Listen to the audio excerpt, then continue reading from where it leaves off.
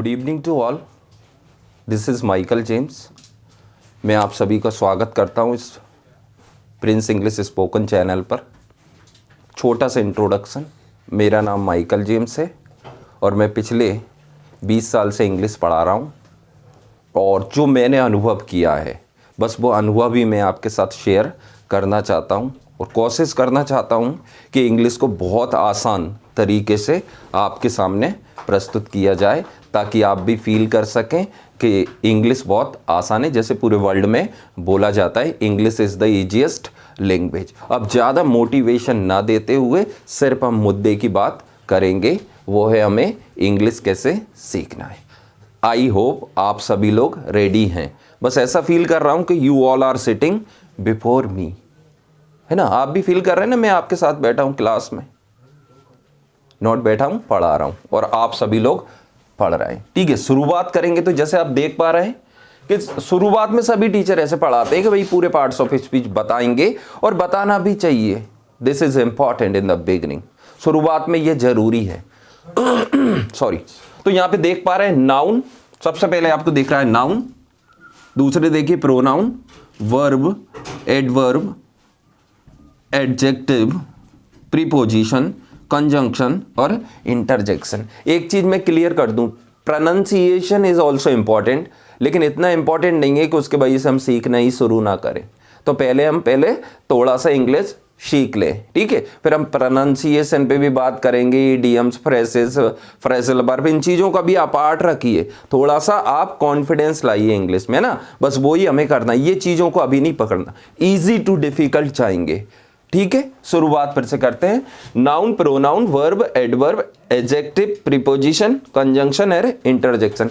क्यों सीख रहे हैं सर ये? ऐसा मन में प्रश्न आ रहा है, आपके प्रश्न भी मैं ही करूंगा, डोंट वरी, ठीक है। तो क्यों सीख रहे हैं? रीजन है कि हमें यदि किसी वर्ड का, सपोज करो मैं एक सेंटेंस लिखता हूं, मैंने लिख दिया she is going, she is going. यदि मेरे को सही से पता चल जाए कि किस वर्ड का क्या पार्ट्स ऑफ स्पीच है तो मैं चेक भी कर सकता हूं सेंटेंस को और मेरे वर्डों को सही से जमा भी सकता हूं। तो मैंने देखा सबसे पहले क्या आ रहा है, ये शी, तो शी क्या होता है? प्रोनाउन होता है। क्या होता है? प्रोनाउन।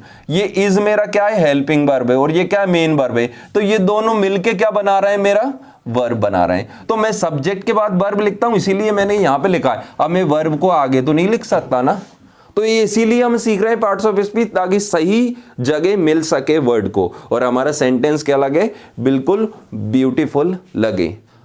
क्लियर हो रहा है? तो हम एक एक करके सभी के बारे में जानेंगे। तो सबसे पहले नाउन के बारे में हम जानना चाह रहे हैं कि किस तरह के वर्ड होते हैं जिन्हें हम नाउन कह सकते हैं, क्योंकि अभी शुरू में थोड़ा सा आपको दिक्कत आ सकता है। इन फ्यूचर आपको दिक्कत नहीं आएगा और अब आपसे मैं ये वादा कर रहा हूं कि आप गिरेंगे नहीं, आप गिव अप नहीं करेंगे, चीजें आपको समझ में आती जाएंगी और आप आगे बढ़ते जाएंगे, ठीक है। अब मैं बात कर रहा हूं नाउन, तो यहां पे मैंने लिख दिया नाउन। किस तरह के वर्ड होते हैं जिन्हें आप नाउन कह सकते हैं? सबसे पहला वर्ड मैंने लिखा बॉय। सबसे पहला वर्ड आप देख पा रहे हैं बॉय। तो जिस चीज को या जो भी हमें आंखों से दिख जाए सब नाउन है। जो हमें आंखों से दिख जाए वो सब नाउन है। तो दुनिया में जितनी भी जो भी आपको दिख रहा है, मैं दिख रहा हूं आपको, मैं नाउन हूं, आप मुझे दिख रहा है, आप भी नाउन हो। जैसे मैंने लिखा बॉय, बॉय यानी सब जानते, पूरी दुनिया जानती है लड़का, और लड़का हम देख सकते हैं। तो जो भी हम देख सकते हैं वो हमारा क्या हो गया? नाउन। तो सर ऐसी चीजें नाउन नहीं हो सकती हैं जो दिखती नहीं, ऑफकोर्स हो सकती हैं, लेकिन वो क्या करेंगी? एक नाउन को रिप्रेजेंट करेंगी, एक नाम को।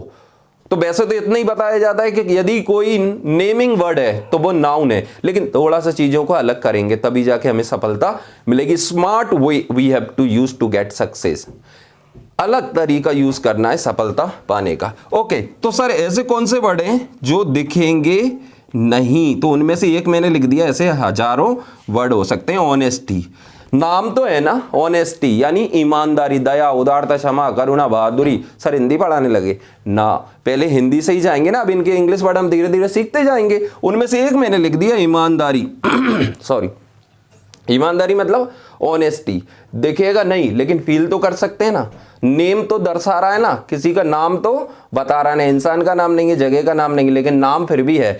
अब मैं ये नहीं पढ़ा रहा कि नाउन 5 तरह के होते हैं, उसमें तो बहुत डिटेल में जाना पड़ेगा। इतना जान लीजिए कि यदि वो नाम को दर्शा रहा है तो वो क्या हो जाएगा, हमारा नाउन। और ये बॉय जो देखने वाले हैं वो तो अल्टीमेटली आप पता कर ही लेंगे।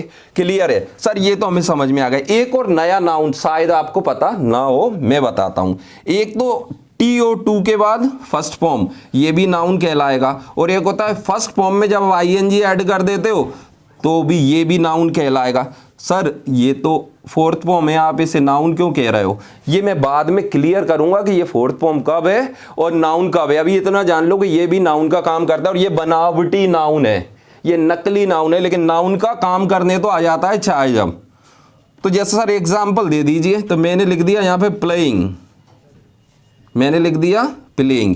और इसी नाउन को हम ऐसे भी लिख सकते हैं टू प्ले, टू प्ले, तो ये भी नाउन का काम कर लेंगे, वर्ब भी होते हैं पूरे। इसीलिए तो एक एक चीज डिटेल में बता रहा हूं ताकि आप गिरे ना। अभी गिरना उठना लग रहा है ना, 2 साल 4 साल 5 साल ऐसे हो गए ना, आपको हो सकता है आपको 2 ही दिन हुए हों, लेकिन किसी को 4 साल भी हो गए, इंग्लिश नहीं बोल पा रहा। Reason, these are the thing, ये चीजें हैं जो उन्हें रोक पा रही हैं और ये सीखने में शायद दिक्कत आता रही। ये तो जरा जरा सी चीजें, यही तो प्रॉब्लम क्रिएट कर रही हैं। तो सबसे पहले हम इन्हीं को करेंगे और धीरे धीरे मैं और आप मिलके इंग्लिश बोलना शुरू करेंगे। आई होप यहां तक समझ में आया होगा। नाउन क्या है? किसी का नाम, यानी कि जो चीज दिखेगी वो नाउन हो जाएगी। तो बॉय दिख रहा है, गर्ल दिख रही है, हाउस दिख रहा है, हॉर्स दिख रहा है, और जो दिखेगा नहीं वो भी नाउन हो सकता है। जैसे मैंने एक एग्जांपल लिया ऑनेस्टी, और बाकी जो ING लगा वर्ड है फर्स्ट फॉर्म में ING, वो भी नाउन बन जाएगा। और टू के बाद फर्स्ट फॉर्म आ जाएगी, वो भी नाउन बन जाएगा। ये किस तरह का नाम है? ये किस तरह का नाउन है? इसे बोलते हैं जेरेंड, इसे बोलते हैं इन्फिनेटिव। ये नॉन फाइनाइट जो वर्ब होता है उसके पार्ट हैं, डिटेल में अभी हम नहीं जा रहे हैं। अभी सिर्फ इतना पढ़ा है कि पार्ट्स ऑफ स्पीच कितने होते हैं? 8। पहला क्या है? नाउन। नाउन के थोड़े से डिटेल में चले गए। पार्ट्स ऑफ स्पीच क्यों जानना जरूरी है? क्योंकि यदि हमें वर्ड का पार्ट्स ऑफ स्पीच पता चल जाएगा तो हमें सही जगह पे उसे प्लेस कर सकते हैं। Is that clear? तो इतना आप अच्छे से बार बार वीडियो को देखिए और समझिए। एक वीडियो रोज मिलेगा, लेकिन फ्राइडे तक मिलेगा। सैटरडे संडे को वीडियो नहीं डाल पाएंगे, सप्ताह में सिर्फ 5 दिन। बस आपका यही सपोर्ट चाहिए कि आप कुछ 2-4 महीने मेरे साथ रहेंगे तो बिल्कुल आपको समझ में आ जाएगा कि चीजें बड़ी आसान तरीके से दी जा रही। But one thing is there कि प्रैक्टिस तो आप ही को करना है, मैं आपकी प्रैक्टिस नहीं करूंगा। यदि मैंने प्रैक्टिस की तो मेरी इंग्लिश और अच्छी हो जाएगी, और आपने प्रैक्टिस की तो आपकी शुरुआत हो जाएगी।